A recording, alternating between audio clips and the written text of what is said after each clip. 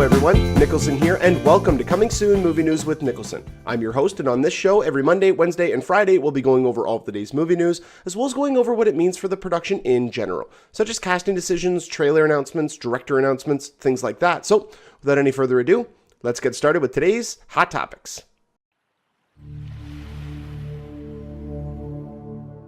So over the past week, Universal has been dubbing last week the Furious 7 week. And so every day for the 7 days, they released a 7-second teaser of behind-the-scenes footage in anticipation for the Furious 7 teaser trailer that they were going to be releasing on Saturday. So it was everything from little stunt shots to fight shots to just behind-the-scenes shots of Paul Walker and Vin Diesel and just building anticipation, showing everybody what it is that they loved about this franchise, even through behind-the-scenes shots. So they showed them the camaraderie between everybody, the friendship that everybody had, even on and off screen. They showed you the outrageously planned stunts, or at least snippets of them. And so, I mean, it was just getting everybody back into the spirit of things, especially after the unfortunate passing of Paul Walker. And then they dropped the trailer. And they did that at this special event on Saturday at around noon. So it was around 3 p.m. here. I think they dropped the trailer closer to around 1 o'clock, which would have been 4 o'clock on the East Coast. And I don't think anybody was expecting what we got. I mean, I thought that when I saw the trailer for Fast 5, that they had gone to new heights in terms of how extreme that they could make these stunts while still making them seem somewhat believable. And I mean, you got that train sequence, with the car going right off of the cliff and then riding it as a surfboard almost and then jumping off of it. You have them pulling the safe with 2 cars, and this is a multi-ton safe that they're pulling with 2 Mustangs. Then you get into Fast and Furious 6, and you have the sequence with the tank, or you have the sequence with the plane at the end, and you just think, how could they get any bigger, any crazier, any more outlandish? Well, then you watch the first half of this trailer, and I cannot get over just how creative these guys are. I mean, each sequence is something wholly unique that either if we've seen something similar to it, in the past we've never seen anything close to this level of extreme. I mean, you've got them, I've got the link to the trailer in the description below. If you have not seen it, you gotta go and check it out. This trailer, if the movie ends up sucking, we've got this trailer as a great 7th Fast and Furious movie, because this is almost as much as people need. This is incredible. I mean, you've got them in their cars, in the back of a damn cargo plane, miles above the earth, and they drive the cars out of the back of the plane, parachute them down onto the ground, then go after this army-rigged tour bus almost. That's what it looks like.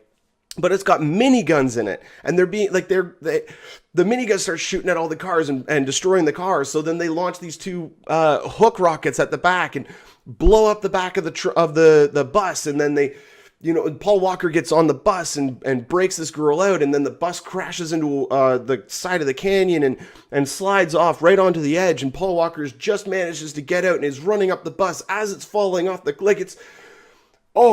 it's such an adrenaline rush. And that's just the damn trailer.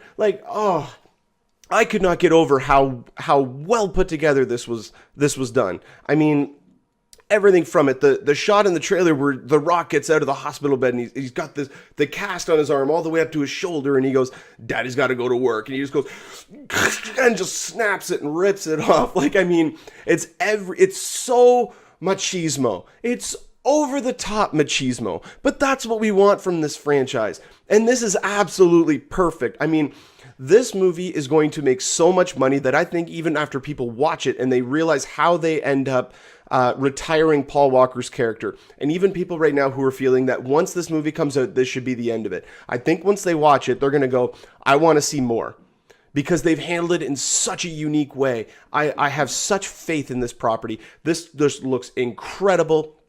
Everything in this movie, they barely even touched on Jason Statham in the trailer. I mean, this was mostly about the family. And also, a couple of things I wanted to bring up. One, There are two specific shots in this trailer of Paul Walker, and I know I can almost confirm for you right now, one of them is a face replacement shot, and they did this strategically. They are trying to let people know subtly, not coming out and saying, hey, you know what, this shot in the trailer was a face replacement, just so you guys are at ease of it. But I think they subtly did that. I think they included a shot or two, because it's right after when Vin Diesel says one last ride and Paul Walker turns to him. There's some, I don't know if it's just something about it, like his head looks just a little different. Maybe I'm just nitpicking or looking for it, but I am convinced that that is one of the face replacement shots. And if that is the level of quality that we have to expect from the remainder of the film, bravo. Bravo, James Wan and crew. That is almost seamless. That is a perfect shot, if that is the case. If that's not one of them, then take this with a grain of salt. But I have a feeling that there is so much riding on this property, riding on that part of it alone, that I don't think that they're going to try to just pass this off as something. I don't think they're going to undermine anything. I don't think that they are trying to just get the product out there. I think that what they have done is they have come out with something wholeheartedly unique and just off the walls, insane, crazy, just a pure adrenaline rush. And that is all we have ever asked for from this franchise. And that is why people keep going back to it. This is the perfect strategy, or the perfect example of a critic-proof film. Even if the critics came out and did not like these films, are critically praised, and they are not good films. Like they are not. They are cheesy. I mean, they are. Okay, I'm not trying to say that I don't like them. I love this franchise, but they are not the same types of films that these critics would go and give Oscar contention to, or any awards contention to, for that matter. These are movies that are just pure cinematic popcorn fun. And they do that so well. They're executed so well. And they've been getting better and better and better and better. And one of the main factors that a lot of people are not even touching on. Yes, the cast they get along so well. The charisma between everybody is just so well documented on screen that's one of the main reasons. Absolutely. You have the director of the last four movies, and I'm drawing a blank on his name. A lot of people like to give him credit for how this property has come about. But there's one unsung hero that is being left out of that, and my personal opinion is that that's Chris Morgan. Chris Morgan has been the writer of every Fast and Furious movie since Tokyo Drift. And to me personally, Tokyo Drift was one of those movies that did start to turn that tide. Justin Lin, thank you. Justin Lin was the director of the last four Fast and Furious movies. But you look at what Chris Morgan has done. I mean, Fast and Furious Tokyo Drift took that franchise in a new direction. It was different. It tried to take something that was starting to get tired already at 2 films in. It was starting to get tired, and they turned it around on its head. They made something a little bit different about it. And then they came back and they started realizing, okay, what works with this franchise? And the tagline for Fast and Furious, the fourth movie, was perfect. It was same engine, new parts. Or no, sorry. New engine, same parts. And that worked because it was, yes, it's a new story, but you get the integral parts that worked before, bring them in to a unique story, set up an overall mythology, or not necessarily mythology, but an overarching story that can play itself out over several films, and go for it. And Chris Morgan really did that very well. I mean, he's one of the sole reasons why these movies keep getting bigger and bigger and bigger, because he's the one who's writing all these sequences. I mean, yes, it's a collaborative effort, absolutely. But he is one of the people who keeps getting not mentioned. And I really do feel that he deserves a lot of the credit, as well as Justin Lin, as the cast, as Neil Moritz, the producer of the film. So a lot of these people, all these cogs coming together to make this machine work perfectly is one of the reasons why we keep going back. And I think Fast and Furious 7 is just a great extension of that. And I cannot be more excited about this film. I mean, there's so many sequences in this trailer that are just incredible.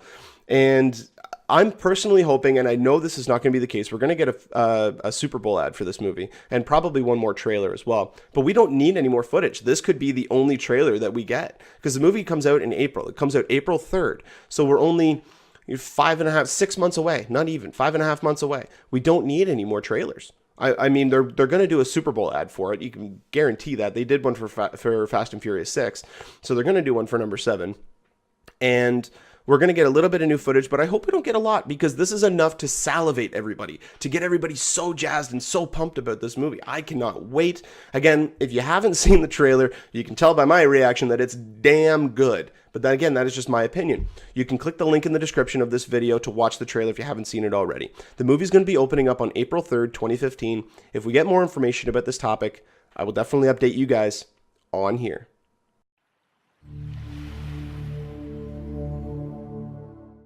Even though everybody pretty much knew that this was confirmed, it has now been officially confirmed that a Gambit movie is on the way, starring Channing Tatum. Now, for a while there, it hasn't been officially confirmed yet, but he's talking about it. Laura Schuler-Donner, the producer, has been talking about having him involved. It just hadn't been signed on the dotted line. Well, it now is confirmed. He is signed on to play Gambit in the untitled solo Gambit film that will be coming out sometime in the future. Now, the other main part of this story is that they've actually found their screenwriter, and they've got no one other than Josh Zedemer, whose most recent writing credit has been the RoboCop remake, and he's also in line to write one of the upcoming Bourne films, whether or not that's Bourne 5 or if that's going to be the Bourne Legacy 2. We're still not quite sure which one he is going to be involved in, because they've kind of pushed that off on the back burner a little bit.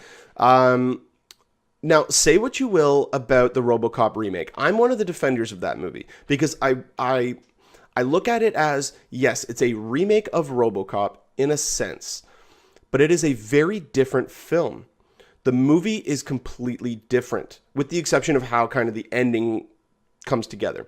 But for the most part, the overall storyline, the progression of that movie, and the character development of Alex Murphy is different than it was in RoboCop. Also, RoboCop from Paul Verhoeven was a product of its time. And I know I keep bringing that up, but you have to look at it like that, because it was wholeheartedly a movie out of the 80s. It was an 80s action film. It was over-the-top violence. It was cheesy dialogue.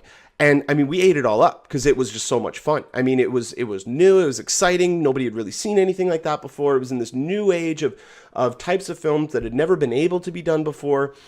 And they just loaded it to the brim with 80s greatness. Now, whether or not that was over-the-top blood effects, swearing, gore, cheesy dialogue, all that stuff, with the story that they were trying to tell in the new version, they didn't need that. And in movies nowadays, you don't need that. You don't need the over-the-top gore. Would it have helped? I don't know. We don't know what that movie would have been. With the movie that we got, the over-the-top gore, no, that would not have helped. The only time it would have helped would have been when he dispatches a certain somebody at the end. I felt that it was just a little too quick and simple. But overall, I did enjoy it. I was pleasantly surprised. And so I've been reading a lot of the comments and a lot of the chat boards out there about this writer coming on board, and they go, nope, the character sucks, the actor sucks, the writer sucks, this movie's going to bomb. Okay. Looking at the actor Channing Tatum, if you go back, 4 or 5 years, yes, he was an actor who most people did not like because he hadn't shown anybody what he could do. Now he's showing everybody not only his comedic chops, his on-screen charisma, but Foxcatcher. I mean, I know I'm not the type of person to really just single out one particular film, but doing something on the flip side here, Akiva Goldsman, he was the Academy Award-winning writer of A Beautiful Mind. He also wrote Cinderella Man. He's written several high-profile films that have been heavily praised by critics. This is also the man who wrote Batman and Robin, as hailed as one of the utmost worst films ever created. So somebody can do something bad and still do a lot of great things creatively. They can also do something very good once and do a lot of terrible things afterwards. The one that comes to mind with that was Cuba Gooding Jr. Because Cuba Gooding Jr. came out and he won the Oscar for Jerry Maguire. Then he had Men of Honor come out after that. He looked like he was going to be a little bit on a roll. And then he had Chill Factor. Then he had Boat Trip. Then he had Daddy Day Camp. He had all of these what was it? Not Snow Dogs. Or was it Snow Dogs? He had a lot of just crappy films come out after that. And you got to wonder if that was just him just choosing these projects for one reason or another, if that was the fact that people realized he wasn't actually as good as he had been shown. He had that one or two standout performances, but outside of that, he didn't really do well. He's come back a little bit here and then. He was in American Gangster, the Ridley Scott film, and he's shown up a couple of other times, but for the most part, he's been that person who was like, yeah, he won the Academy Award, but he never really did anything substantial after that. And Channing Tatum is now getting so much credibility because of his roles in 21 Jump Street and 22 Jump Street, because of his dramatic turns in movies like, what was the one, Haywire he did. And he was actually pretty good in Side Effects. I didn't mind his smaller role in Side Effects. So now you've got him in Foxcatcher, and right now it's almost teeter-tottering between Steve Carell and Channing Tatum for the awards contention for this movie. What are they going to push? Because it's almost... They're all co-leads, you know, and a lot of people are wondering, are they going to push Channing Tatum for the lead actor, best picture, or best actor for the Academy Awards, and are they going to try to do something like they did with Christian Bale with The Fighter and get Steve Carell a best supporting actor? There's a lot of contention with that and what's going to happen with that, but the fact remains, he is in serious contention for an Academy Award for his performance in Foxcatcher. They don't just hand those things out like they do crackers. You know, this is a serious contention role. And with him now coming on to a comic book movie, we're starting to see that a lot more now with these highbrow actors or very high acclaimed actors coming into these quote unquote comic book movies. These are not comic book movies anymore. These are a new genre. These are a new way of telling these fantastic, it's what they call modern mythology. And so it's just very, very interesting and exciting to see characters like this being brought to screen in a relevant light, in a almost realistic form, as realistic as they can get. But coming back to it, I mean, there were a lot of people out there who were surprised at how entertaining the RoboCop remake was. There are a lot of people who are coming on board Channing Tatum because he is showing over and over again that he is not necessarily just a bankable star, but he is a charismatic actor. He is somebody who is reliable in several different genres, and he can hold a film. So a lot of these comments coming out, it just reminds me of when they announced Ben Affleck playing Batman. They're like, I don't want Gigli playing Batman. I don't want the guy who ruined Daredevil to play Batman. It's like, okay, your argument is not relevant at all because you're talking about things that happened 10 years ago. That's not relevant at all. That'd be like saying that I'm not the type of person to run this show because 10 years ago I was in high school. So? That happened that long ago. The amount of experience that he has had over the past several years has more than proven that he is capable of playing a role like this. The character is very, like, the only thing that is going to worry a lot of people, and it even worries me, and I think Channing Tatum is well aware of this, because the first thing that he mentioned about the character way back when it was first hinted that he would be playing it was that he's working on the accent. He's working with a dialect coach. And that is one of the only things that really does concern me, is that he's going to have a Cajun accent. And is that something that's going to hold through the whole film? Now, personally, I don't think it's going to be that distracting. As if they keep it subtle, then that's fine. But don't have it be like, I mean, I really did enjoy Taylor Kitsch's version, the small role that he played in X-Men Origins Wolverine. It was one of the only big highlights of that film. But his accent was all over the place. Most of the time when he was talking in his normal American accent. He wasn't talking in a Cajun accent. So that's going to be the main point of contention. But along with that comes with whoever they select to be the director, because the director is going to be crucial in making sure that that stays constant, because he's going to be, watching the scene and realizing he needs this Cajun accent. And then, he might do a take where it slips off and he's going to go, okay, perfect. I really like that. Do that again, but make sure you hold the accent the whole time, because it did drop off a little bit. As long as they get a director who is able to keep that focus and realize what is actually crucial and important to this character, which I think they're going to do. Fox has been knocking it out of the park with their projects so far. Now, we're going to get a new taste of that when they come out with Fantastic Four next summer, because we're going to see how they can handle a different version of characters they've already very poorly adapted in the past. Although they're guilty pleasures of mine. I don't mind watching them every once in a while. They're bad, but they're funny. But I think Fantastic Four is going to be the point of contention for most people, where they're going to watch it and see, okay, they have X-Men like this, and we have their whole mythology of X-Men set up like this. Now this is their new version of Fantastic Four. Oh, that really works. I really like the adaptation that they've done there. Okay, that gives me more faith in Deadpool, which is going to be coming out a few months after that, and then X-Men Apocalypse, and then a year later, most likely, we're going to get Gambit. Because Fox only has right now, it has one unannounced release date in, I think it's June or July of 2018. And that's either going to be an X-Force movie, or it's going to be the standalone Gambit film. Now, they most likely will come out with another date sometime down the line for the other property, whichever one doesn't get chosen first. I think the Deadpool movie that comes out in February of 2016 is going to determine whether or not we're going to get the X-Force movie or the Gambit movie first. Because Deadpool is a crucial point of the X-Force movie. There's been a lot of hints. I mean, even not Jeff Wadlow. Because Jeff Wadlow is in line right now to direct the X-Force, or I think he's writing it, and I think he's rumored to direct the X-Force movie. But you have Rob Liefeld, the creator of Deadpool, the creator of Cable, and I believe he, if he didn't create X-Force, he had a hand in its early development. But I'm pretty sure that he was the one who did that. But he just recently made some comments about the fact that we may be seeing Cable a lot sooner than later. So that could mean either he's going to be introduced in some capacity in X-Men Apocalypse, or we are in fact getting an X-Force movie in 2018, which could push the Gambit movie down a little bit.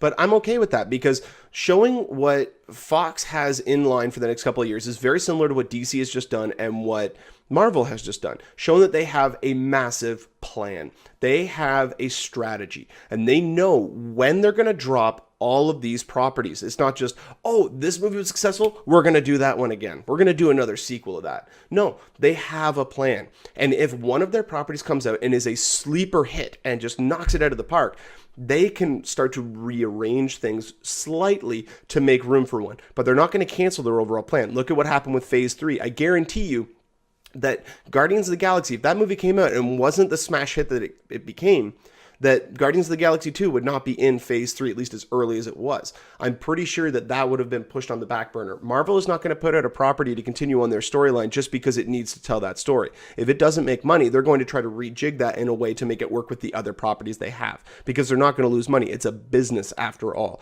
The sole point of a business is to make a profit.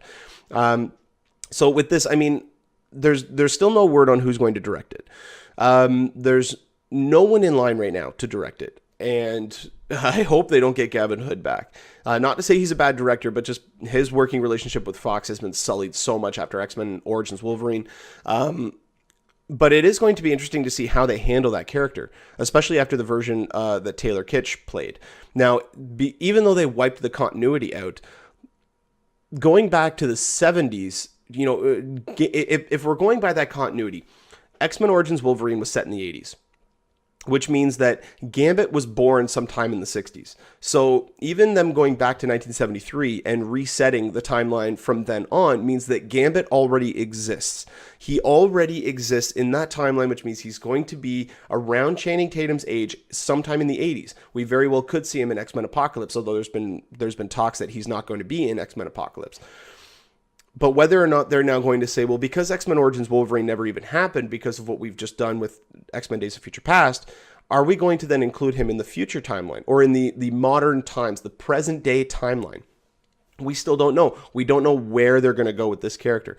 But it is interesting to see where they can take this character. And I'm really intrigued by it because Gambit is one of my favorite characters. He's very cinematic. He has not been utilized very well in the cinematic universe thus far. Only one or two little scenes in X-Men Origins Wolverine.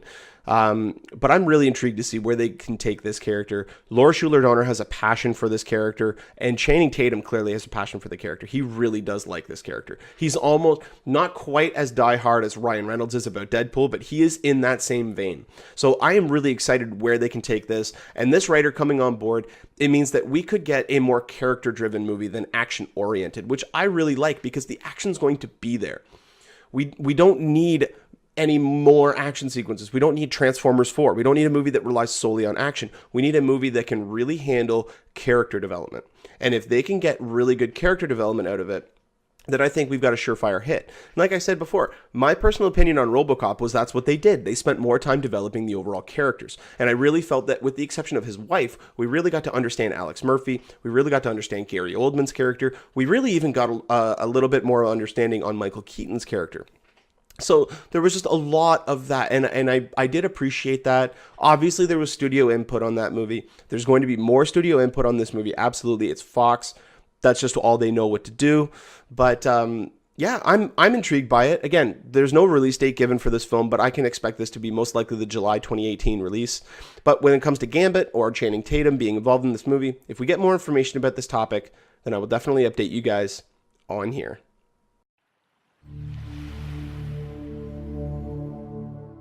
Well, that'll about do it for us here on Coming Soon Movie News with Niklsun. Thank you so much for watching. You guys have been a great audience. Why don't you go ahead and click the subscribe button there. You can get updates whenever we post a new video. You can also follow me on Twitter at Niklsun, Niklsun, for all of your movie updates. And you can also give us a like on our Facebook page at facebook.com/movie news with Niklsun. If you guys ever have a question or a topic you'd like to have talked about on this show, you can go ahead and put a comment in the comment section, or you can email us at movienewswithniklsun, Niklsun